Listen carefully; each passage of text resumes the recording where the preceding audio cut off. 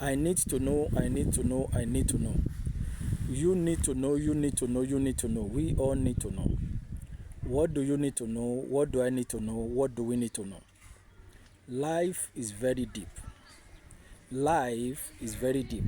And what you give to life is what life is going to give back to you.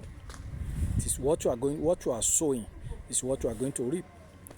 And a God will never change his own laws, his own commandments, his own character based of your ignorance, based of your attitude, based of your action.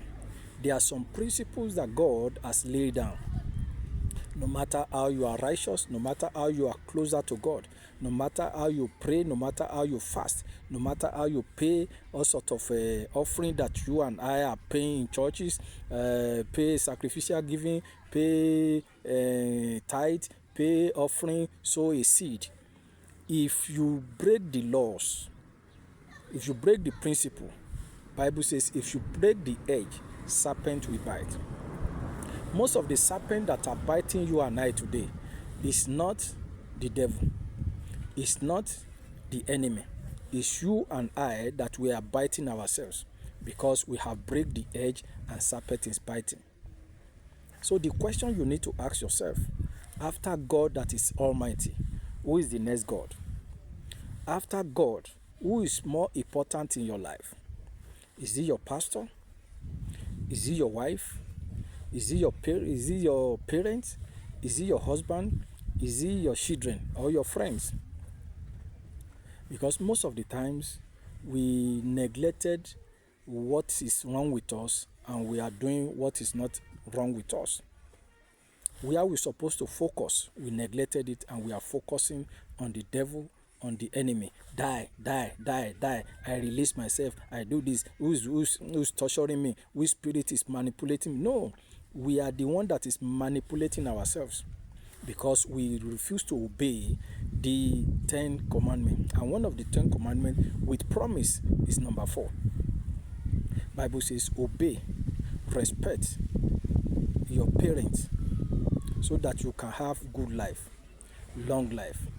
Long life is not that maybe you live 120 years. Long life is about having everything that you need at a particular time.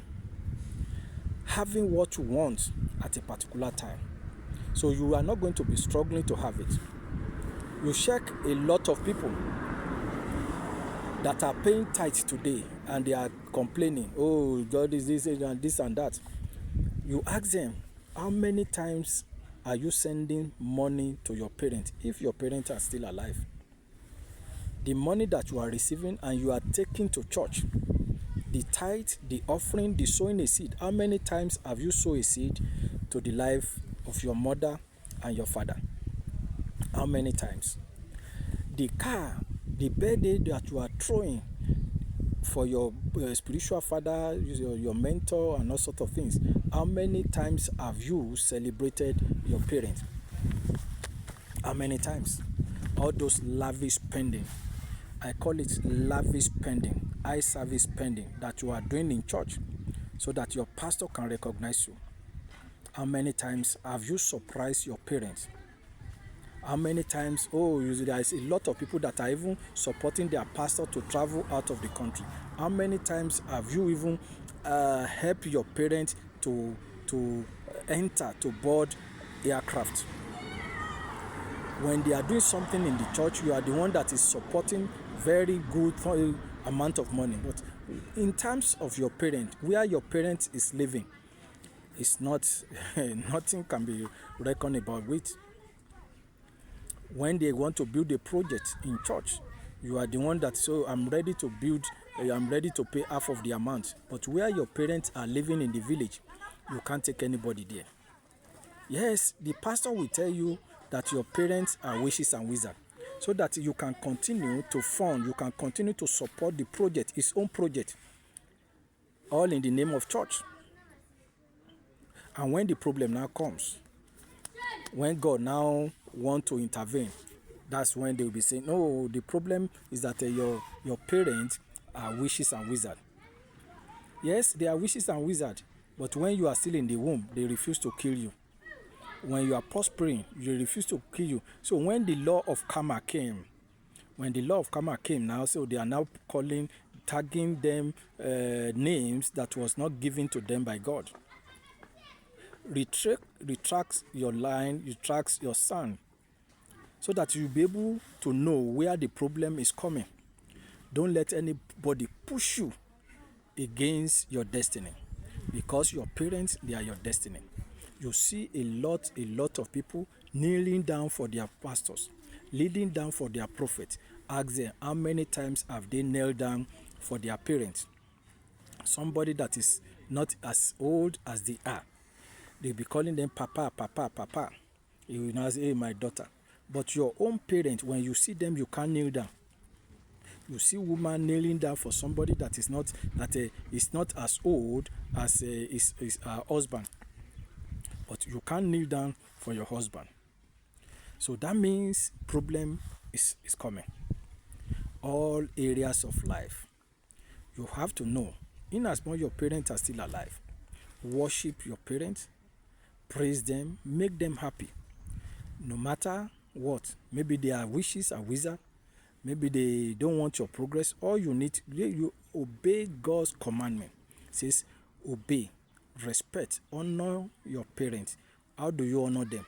It's not by greeting them. You honor them physically, emotionally, spiritually, materials wise.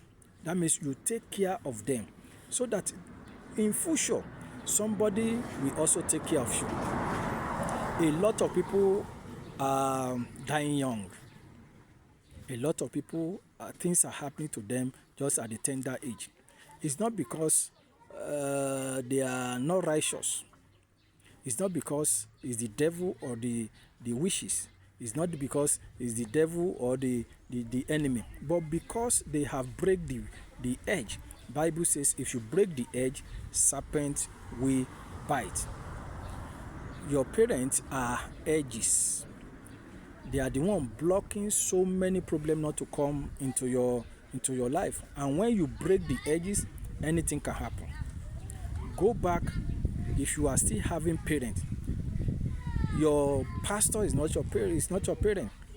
No matter how your pastor bless you, no matter how they pray for you, no matter how they fast for you, go and read the book of Leviticus for you to be able to know. If you make a vow in church, and when you get home, your parent can tell you that vow is null and void. And God respect your parents more than your prophet. God respects you. Yes, you can be saying, if you believe in God, you shall be established, and believe in your prophet shall be prosper. Your prophet is your dad. Your prophet is your mom, because they are the one that they have been praying for you, and there are some prayer that nobody can pray for that prayer for you, for that prayer to be answered, and that person is your father, that person is your mother. So therefore, make sure that you go back.